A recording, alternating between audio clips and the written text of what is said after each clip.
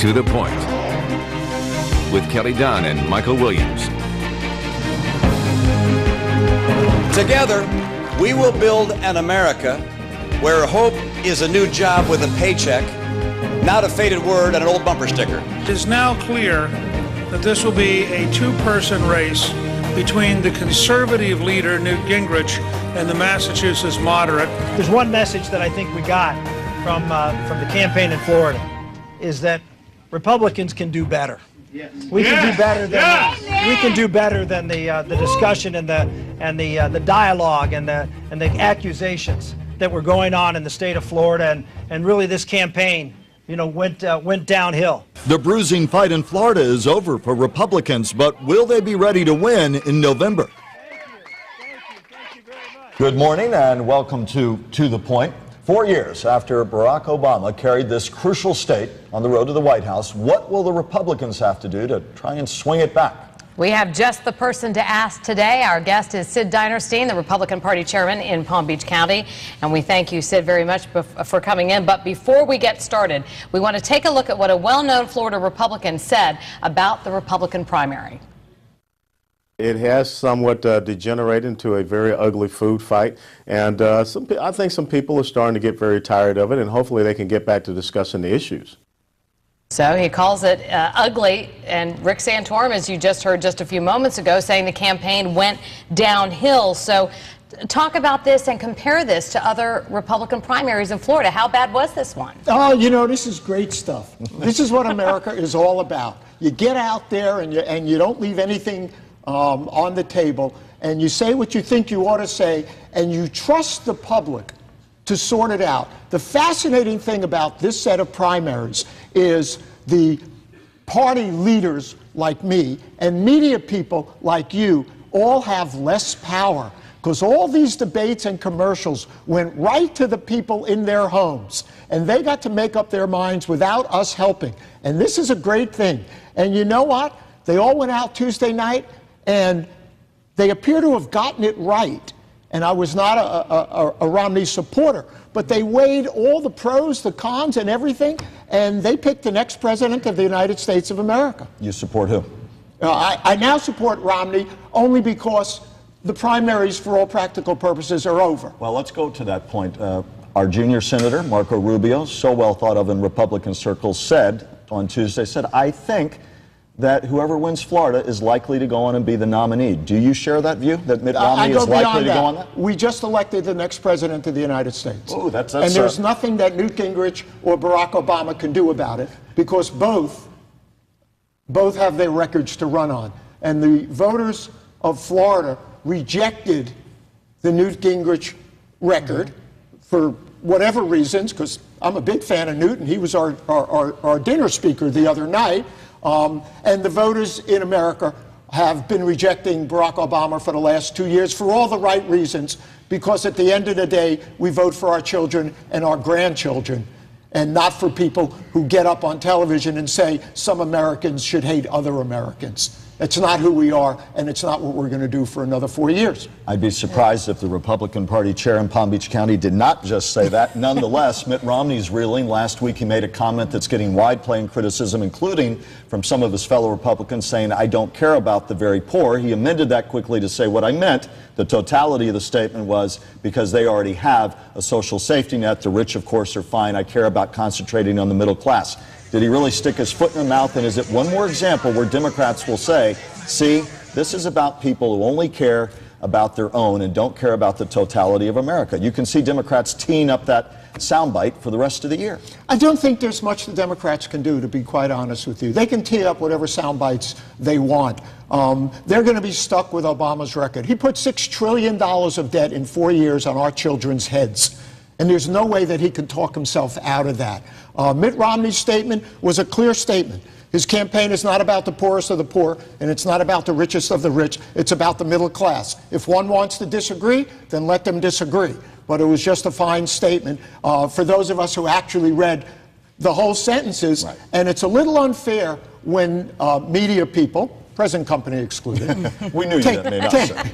Take the first sentence of a paragraph, right, and deliberately chop off After the rest first of the 5 paragraph. seconds. But some of the middle class care about the very poor as well. So that's not isolating some of the people he's targeting, that he's trying to help the most. I mean, you don't think that kind of goes hand in hand, that the very poor affect the middle class and the upper class? It's Some more the other Republicans way said around. it sounded Barack callous. Obama has ripped the soul out of America.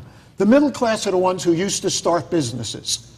They don't anymore. They're on food stamps. They can't start a business. Obamacare will make sure they'll put them out of business. And if they manage to survive Obamacare, they'll have double the price of their energy bills thanks to this president. And if they manage to survive all of that and start achieving the American dream, this president has promised to marginalize them, get everybody to hate them, and to take all the money they made. But listen, everybody, that statement acts as though politics only began in 2008. It ignores the fact that the deficit was doubled from 2000 to 2008 under a Republican administration. It ignores the fact that many argue the foreclosure crisis can be blamed on administrations Republican and Democrat, and that this president, whatever people may think of him, inherited a big fat mess that Republicans are at least partially, and some argue more than partially, responsible for. Well, I won't argue how much one is and one isn't. I will agree with your statement that this president... Well, not my statement. It's what you read and hear from I analysts. would agree with the concept that this president inherited a mess. Like Ronald Reagan inherited a mess. I remember how scared we all were. And this president has proven to everybody, regardless of your political leanings, that he's simply not capable of making it better. And in fact, chose only those policies that made it worse. Did exactly the opposite of Ronald Reagan, who reduced regulation, reduced taxation, and freed up the spirits of the American public to create millions of jobs. Here is a man who has sucked the energy out of the American public and only wants jobs that he controls. Autos, health, Wall Street. He's literally made himself the CEO of all those businesses to the detriment of all of us. And when they all fail, like Volts and Solandras, Barack Obama doesn't lose out of his pocket, but everybody in this country and everybody's children and grandchildren lose out of their pocket. But even with the economy and the desperate state it is, why did fewer Republicans turn out to vote? Not only in Palm Beach County, but across the state. Why weren't more out there saying, okay, that's not the way we want to go. We want this direction. You know, I can't believe the media keeps asking that. So let's answer the question in a way that they don't want to hear, I guess. 4 years ago, Proposition 1 was on the ballot. Not only was it on a ballot, Governor Christ and his supporters, he was popular at the time, spent a huge amount of money to turn us all out to vote for a tax cut. Palm Beach County voted 64% for Proposition 1. The state voted 62%. It needed 60. So that was the bump up. Having said that... So this was a typical turnout. This is what you would have expected. Well, if you take away the Proposition 1, my point is if the media wants to be analogous, they literally have to go back to 2000, the Bush-McCain primaries, and look at those turnouts. You're saying other issues beyond the primary itself drove turnout. Listen, every measure of the enthusiasm gap is like, we can't wait to vote in November. What does it say about Tea Party strength? Newt Gingrich did well in the north and western panhandle part of the state among evangelicals, Tea Party, although Romney really, Gingrich bested him, but it was a near tie. Is the Tea Party's influence waning somewhat, or is it just the particular diversity and geography of this state? Newt Gingrich lost women by 20 points. Big gender gap. You don't have to know much more than that. One could decide that that's fair, unfair, or whatever you want. But when you lose women by 20 points, all the other stuff is very secondary. Why do you think that happened? I think that, first off, Republican women are different than Democratic women.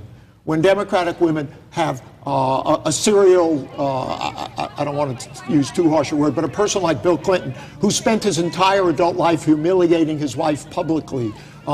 Democratic women don't care as long as he agrees with them on issues. Republican women care. And this was an issue that too many of them were unwilling to get passed. And I'm not a Republican woman. I think it's a broad statement. I mean, it is a broad statement, but the gender gap was a real This is true. thing. More than 600,000 Republican voters cast their ballots before the election by absentee or early voting. So are things going to change in the way that you accommodate this come the general election? Is that good? You know, does it make any difference? It made a difference in 2010 in that we, Republicans, were so anxious to vote that we all voted early. We will in 2012, just like 2010, even here in Palm Beach County, where they get to vote by elevator and we get to vote by car. Even here, our turnout will be higher than the Democrats, as it was in 2010, and our energy and intensity will be extraordinary. And Florida, I hate to say this, will not be a battleground state because the polling will show that Governor Romney will be probably double digits ahead of President Obama. Well, you're such a shrinking violet on these issues. We're going to make sure, I would say to our viewers, that through the course of the year we'll be having your opposite number in the Democratic Party chair. In fact, we should get you both together. We'll expand it to 2 hours. I think it'll take that long. One last quick question. Big debate. Newt Gingrich says, I want proportional delegation. In other words, I got 32% of the vote. Florida, because it moved up its primary before April 1st, should have given me my proportional share. Instead, Romney winner take all. Will delegates in Florida stay winner take all for Romney in your mind? In Florida, we have a legislature, and they pass laws, not all that all of us agree with, and winner take all was a law that they passed. And that'll stick. And that'll stick because and the National Party, who wants proportional, said their legislator passed the law. The fact is, I believe we're the only winner take all, and it's the reason why all the other Republicans should go home, endorse Governor Romney, and allow us to get to the main event without wasting more money and without doing any more negative attacks. We're ready to take on Barack Obama and his 40 czars and send them all into early retirement and give this country back to our children and grandchildren. Sid, thank you for being here. Always a pleasure. Always a pleasure. We need more energy. Yeah, I do, exactly. I do. Or less coffee. I don't know. I don't drink I know, coffee. I don't drink coffee. You've told me that Seriously. before. Thank you for your very perspective. much. Yes. You guys, I love doing this show. All right, still to come. We are looking forward to fun in this political year. Coming up next, our roundtable takes a look at the big shakeup in local politics as well.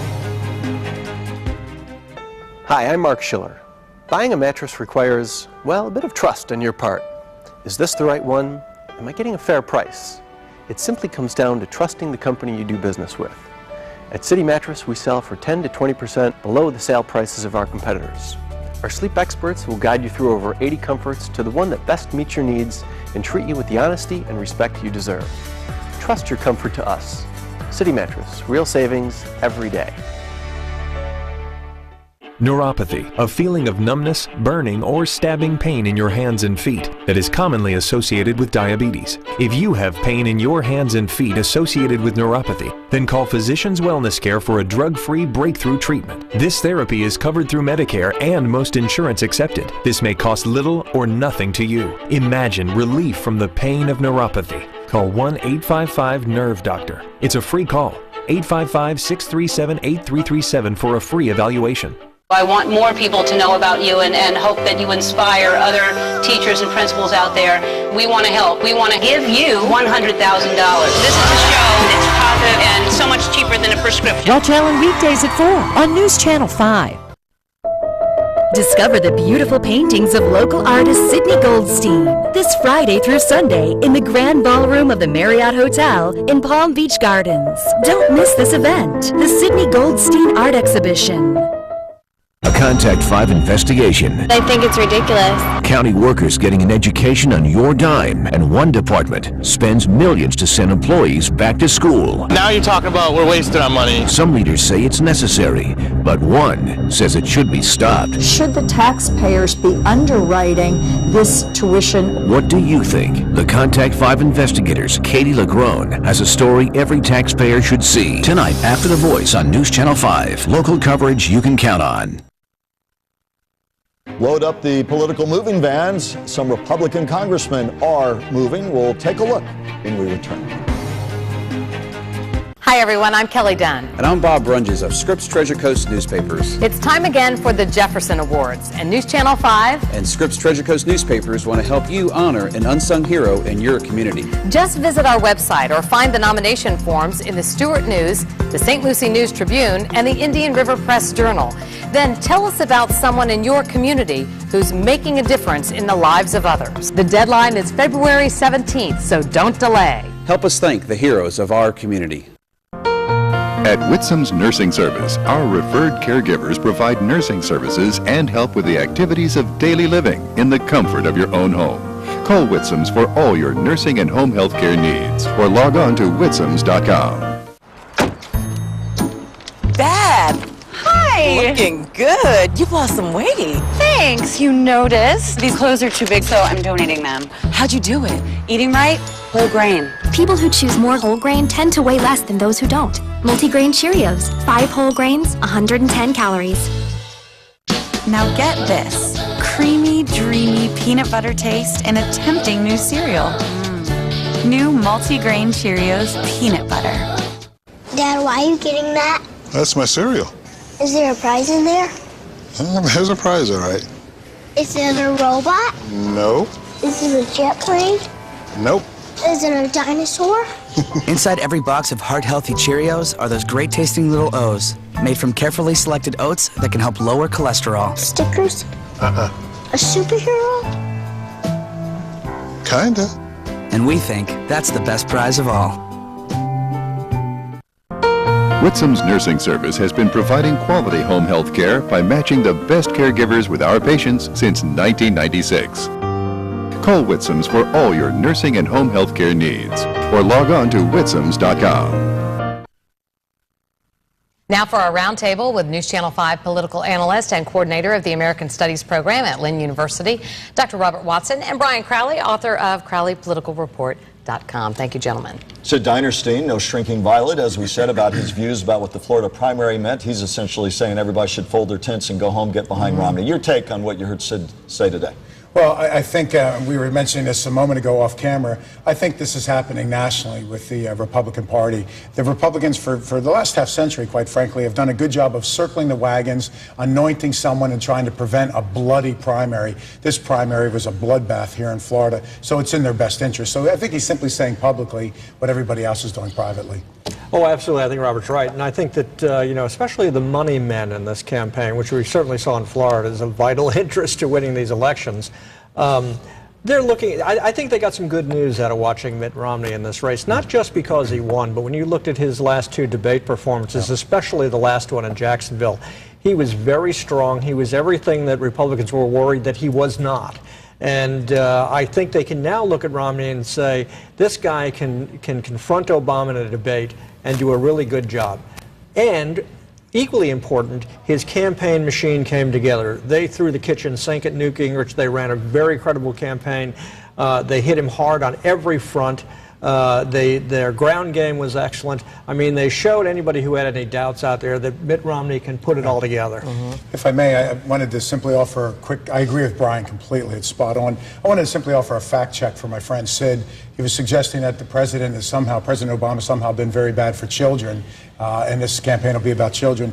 Under Obama, the S-CHIP program, which provides children's health care, expanded by several million children. Under the Obama health care plan, you cannot deny children with pre-existing conditions from health care, and families can keep their children on their health care plans longer. Childhood nutrition programs were expanded. School lunch programs were expanded. The fact of the matter, irrespective of where you are politically, is the facts are just the opposite of what Sid said. And is going to be a huge part of the debate about haves, have-nots, and how do we advance everybody and lift everybody's vote. No question. No Another question. big political story of the week, the new congressional districts and the switches that are made by the Republican congressmen. This can be a little bit complicated, so we have a couple of maps that'll hopefully help explain it. Let's take a look right now at the current districts map. You can see Tom Rooney on the Treasure Coast, Alan West in Palm Beach, Broward County area along the coast, near the districts represented by Alcee Hastings and Ted Deutsch. Now, here are the districts on the map that looks like it will win final approval. The big difference, Tom Rooney moves out of his Treasure Coast district to a new district in the central part of the state that stretches to the west coast. Allen West moves north to a much more Republican-friendly district that includes northern Palm Beach County and much of the Treasure Coast. It is a significant move. Here's what Congressman Tom Rooney had to say about moving his family from Tequesta to the west coast of Florida. For me, it was very difficult because I grew up in northern Palm Beach County and, went to high school there and bought our first house after we got out of the Army there. And so to move from there to a different part of the state because of redistricting was very, very difficult. So who are the winners and losers in this? Well, I think we're the losers because we had the old maps memorized. Now we got to start all back to school.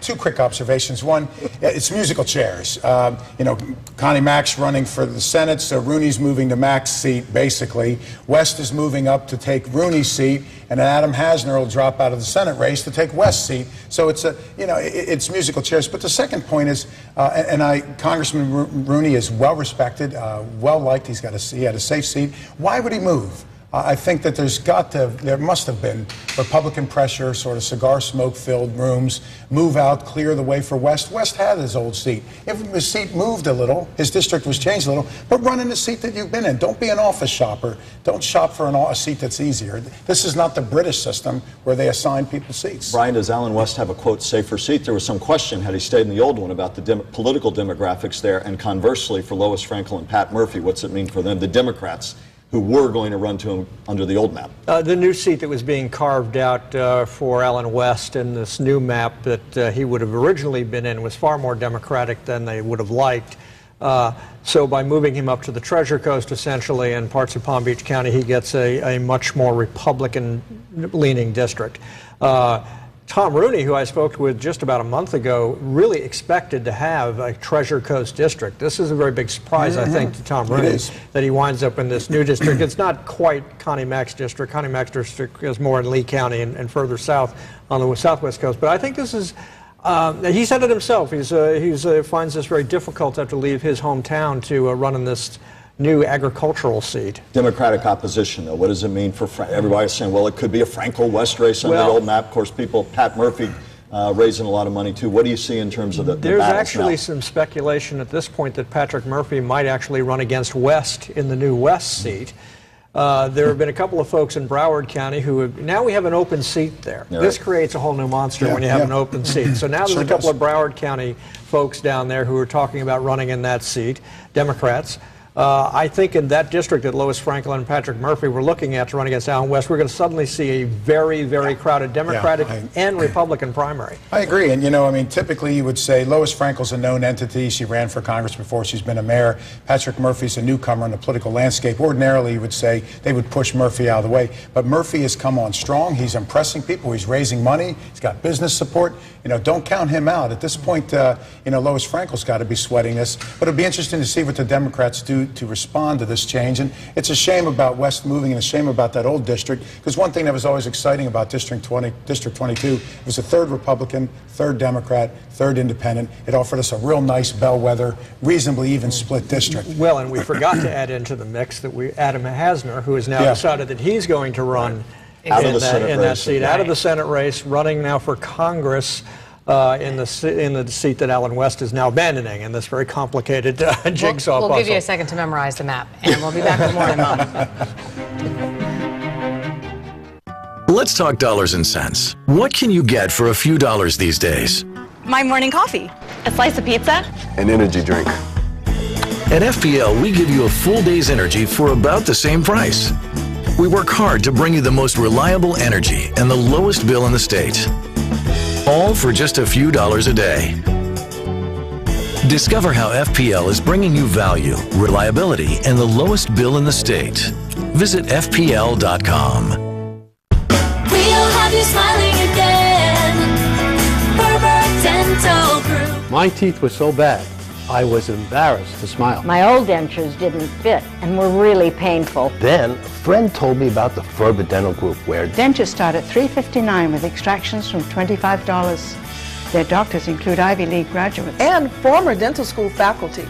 I got wonderful care and saved thousands. Thanks to the Ferber Dental Group. I'm smiling again. Get your News Channel 5 updates throughout the day on News Radio 1290 WJNO. Open your eyes. You have arrived at La Cage aux Folles. Before the Birdcage, there was La Cage aux Folles, the hilarious and heartwarming Broadway musical. Now, the new production of La Cage is headed here, starring the delightful Christopher Sieber and the one and only George Hamilton. At the Kravis Center, February 14th through the 19th. Ticket information available through the Kravis Center box office. See you all there. Now through Tuesday, it's the ultimate mattress sale at Rooms to Go, where you can get a special purchase memory foam mattress for just $299. Where every Sealy, Serta, and Simmons is reduced, every size, every firmness. Get these queen-size pillow top mattress sets, your choice, just $9.99, including a 32-inch LCD HD TV. And all Sealy sleeper sofas are on sale at amazing sale prices, all with comfortable Sealy sleeper mattresses inside. That's now through Tuesday at Rooms to Go. Every mattress is on sale. You don't want to miss Monday's Ellen. Here's what she has in store. Ellen's got Miley Cyrus, plus Emmy-winning actor Jim Parsons. Next, all new Ellen. Then on News Channel 5 at 5, government workers getting an education on your dime. You've got to see how much you're spending Monday at 5. Local coverage you can count on. Today on 5, continuous traffic reports, an accurate weather forecast. We make your mornings easier. Watch Today on 5, weekdays starting at 4:30 a.m. Now for our Crowley closer, but first our Watson winner. Not a winner, but a loser today. The loser's Floridians. Here's why. In politics, no one makes an announcement just off the cuff. Timing is everything. This important redistricting and all the candidates switching seats, why was it released around the Florida primary? Trying to sneak it by us? I'm not a conspiracy theorist, but we deserve more attention. Well, and the other big story this week, which we sort of mentioned before the break, is Adam Hasner gets out of the U.S. Senate race. This now makes it a clear two-person race between Connie Mack and George Lemieux. And I think it's going to be a tough road for George Lemieux, but it's going to be a little easier with as a two-person race, and it's certainly something we're going to have to watch in the weeks and months ahead. Start memorizing the new political landscape. That's right. It'll be a test next week from the professor. Exactly. That's right. All colored maps, too. Well, thank you very much, Dr. Watson and Brian Crowley, for being with us today. We appreciate it. And thank you for your time on this Sunday morning on To The Point. If you'd like to send a comment about today's show, go to WPTV.com, click on the political link. Thanks for being here. Have a great day.